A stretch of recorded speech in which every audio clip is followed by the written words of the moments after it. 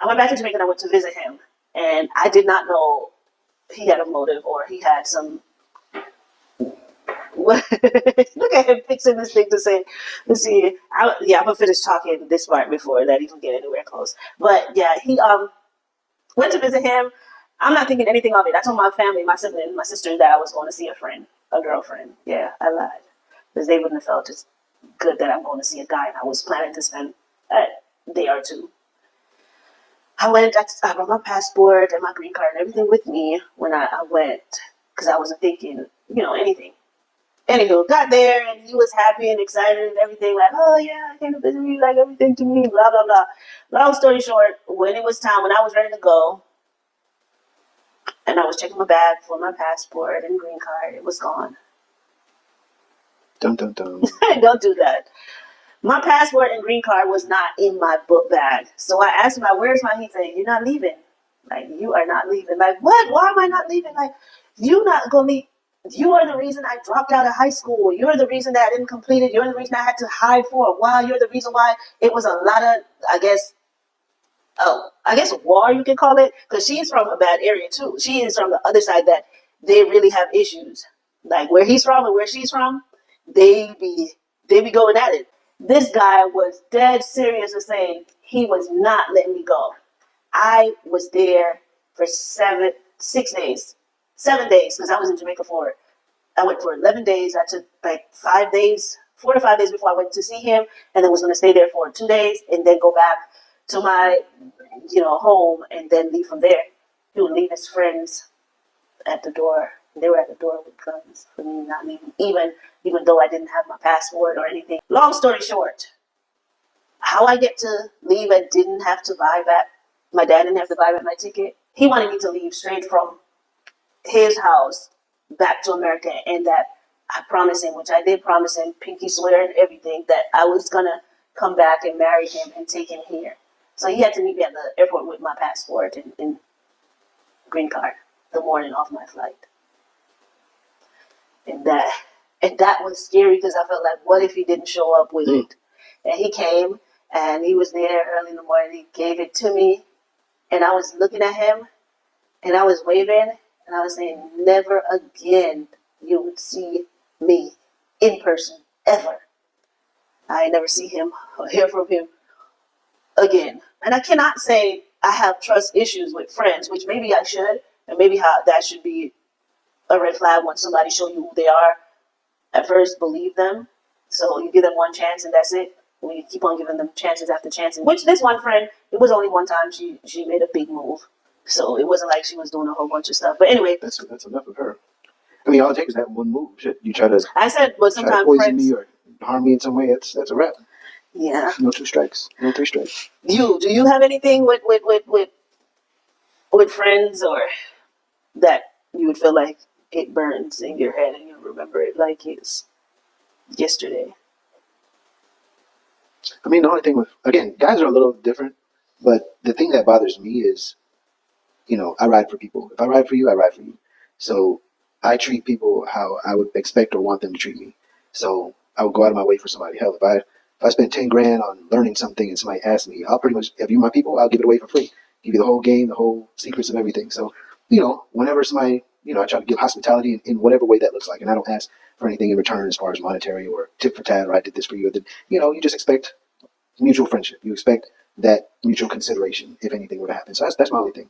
So there were incidents where, be riding for people and then I'm like, damn, I had to find out about something, through the grapevine or on social media. And I'm like, yo, I was just seeing people, how y'all didn't let me know, I would have tried to go on that trip or whatever. So that was my biggest thing about a situation with a trip or, I used to say it how even back in the day, I used to feel like, like with my frat group, that my local frat, and I would tell her, I'd tell anybody, it's like, having been divorced, the wives were all connected. And once I got my divorce, I felt like, damn, I lost my friend in the divorce. So I would mention that to them sometimes because it's like we don't hang out as much. If there's a barbecue or birthday party or something, I wouldn't get that invite anymore because usually it would go through the wives. So obviously if the wives weren't in communication, because, I'm not in communication like that with my ex at that point. So I wouldn't know about those kind of events and I wouldn't go. So I ain't seen Catch for a while. Yeah, and that's my only thing. I would say I completely get that because, again, it wouldn't be fair to the ex-wife who as well, because if you build a friendship with the other wives, it's not because the other person get a divorce, now y'all stop being friends. No. So I kind of, but that's where you have to know a balance. That's where you have to know, like, okay, the frat's still gonna reach out to their frat brother, and the wife still gonna reach out to the ex-wife or whatever, because they still have a friendship. The friendship is not broken. The marriage is, but you still can deal with them separately. If the guy is going on a trip or the female is having ladies' night, they still could invite their friend, which is the ex-wife. But it's for the husbands or the frat brothers to differentiate with how they deal with that friendship, if you value that friendship. And I'll probably, looking in retrospect, I probably put a lot on myself because, again, I put my head down and went into grind mode. So, like, I focused so much on success and getting to a place of comfort or whatever. So, when somebody's busy grinding, working on something, you don't have that much time for just a lot of leisure stuff. So even if I heard about one or two things, if it's, I might not want to go to the club all the time and pop about it. Like, what am I celebrating yet? If I'm not feeling like I'm at my where I want to So, go. so also you're saying, oh, you want it when you want it, and you back out when you feel like it. So it's like when you are ready for it, which is not. Not even if I had a goal or I'm trying to stack for something and it's like something's coming up, do I want to blow my money on a Vegas trip versus put that on something that I But know. you would just like to know that you were in mind of the Oh yeah, invitation. give me the meaningless gesture is what I like. I would rather know, hey, it's happening and I can't Yeah. make it, or I'll catch y'all on the next one, than to not know it all and then see it on the gram or something. That that's the difference. Yeah. But again, not too big. The thing with guys is we could hash it out, talk about it, water under the bridge, and just move on. You know what I mean? Like you said, when people show you who they are, yes, you believe it the first time, but people are going to make mistakes throughout life, and that's just navigating relationships. And I'm going to mess up at times, so you give people the grace and the opportunity to try to make it up and show you. If it happens again or it happens repeatedly, then you know where you stand. But if not, people will correct their actions. Like if somebody points out something to me and I wasn't even paying attention to it, wow, I'm going to now make a point to make it, make sure my people feel comfortable or whatever. And hey, don't forget to add my boy, make sure so and so knows. So that's how I am. That's how I would expect other people to be. And not everybody's like that. If I got an invite to something, I'm gonna reach out to a few people and be like, "Did you get it?" And they're like, "Nah." And I'm like, "Oh man, well, let me see if I can get you that invite or whatever." So, but yeah, again, everybody can live and learn, and then you just watch actions going forward. But for the most part, man, I think female friendship is harder to stay connected than guys. Just my opinion. Just for because again, a lot of the things that us as female have a problem with or mad at the next female about don't even make sense 90% of the time or 99% of the time. Like what? You said this or you did this or you didn't do like what? Really? The funniest thing for me is the difference between guy trips and lady trips. Female trips is always drama and people falling out and this one don't talk to that one. I've never gone on guy trips. I've gone on a few guy trips. I've never gone on guy trips and we fell out and we don't talk anymore or we got beef or we was gonna fight on the trip. Like for what? I don't understand that. But I can think of all the different women that I know and the stories that I've heard about female trips, and it's always, and you watch it on TV or reality shows, it's always a falling out or drama or. Why is it like that? I think again, guys, I like to say it, and I like to say it again, guys think a little bit more logically, and women at times think a little bit more emotionally. I wouldn't think of homeboy as he's trying to do this on purpose and this that. It is what it is. And it's the people, like you're saying, it's the people that you have to know your people, who your people are, and what. You can but still. Even some best friends. That's what I'm saying. Like even some damn near best friends on female trips falling out. You know what I mean?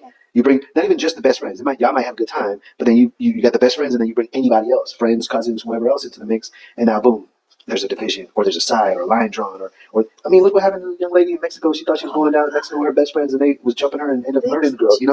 Things like that. And you wouldn't hear that on a male trip. Like I ain't never seen a TV show where it's like, yeah, it was 6 best friends, and then it's like all of them know each other, and they just think like, oh, they say she thinks she's better than people.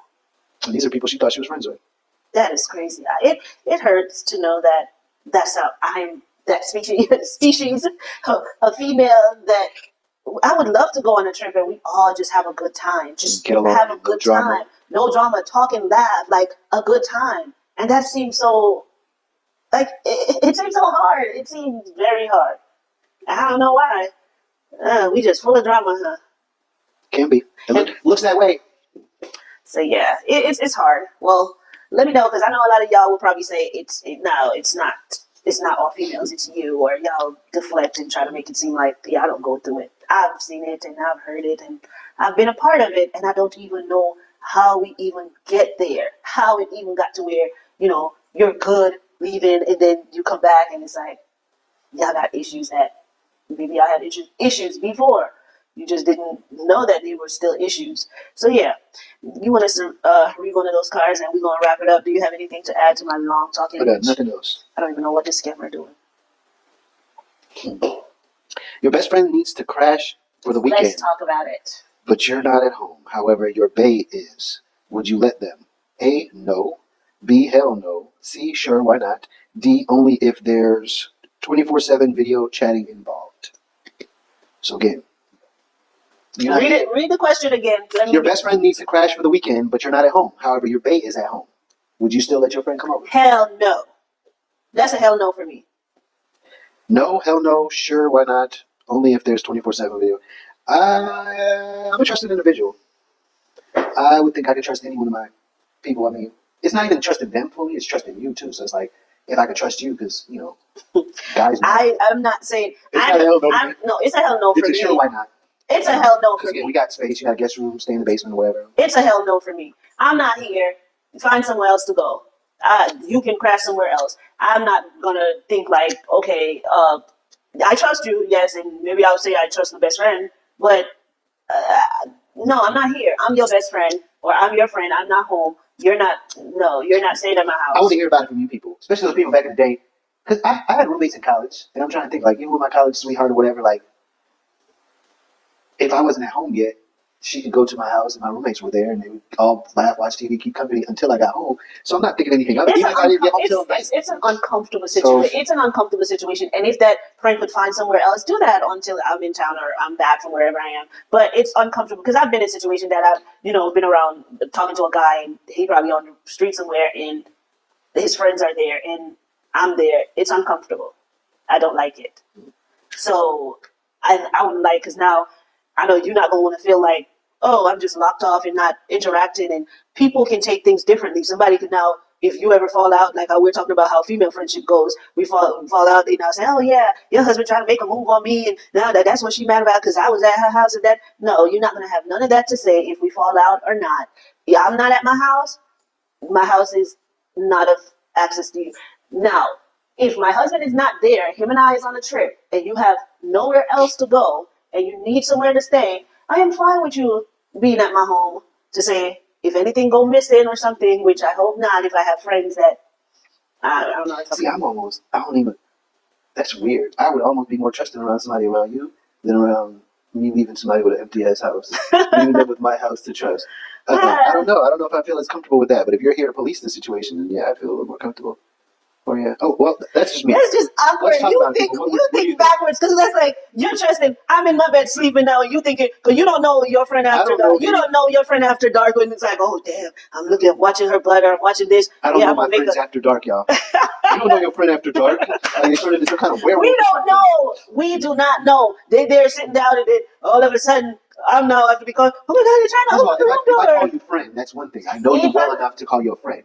If you're an associate that I know of, because again, with everything, people you might work with, you might have good friends within work, or you have associates, or I'm in a fraternity. I'm in several organizations. I have associates within those organizations, but I'm not best of friends with everybody. So yeah, I might know Kat, and we was at school at the same time, but would I trust him in my household? Would I trust him around my wife like that? No, I know some outlandish dudes. Of course not. But the people that I call my friend, so it says your best friend needs to stay. Absolutely. Who's your best friend? Yeah, absolutely. So what would you do? Let's talk about it. Let's talk about who your best friend. What you walking away for? I don't know your best friends. Who's your best friends? Anyway, no. You can come back when I'm home. So that's that. We'll see you guys again next week around the same time. Love y'all. Mwah.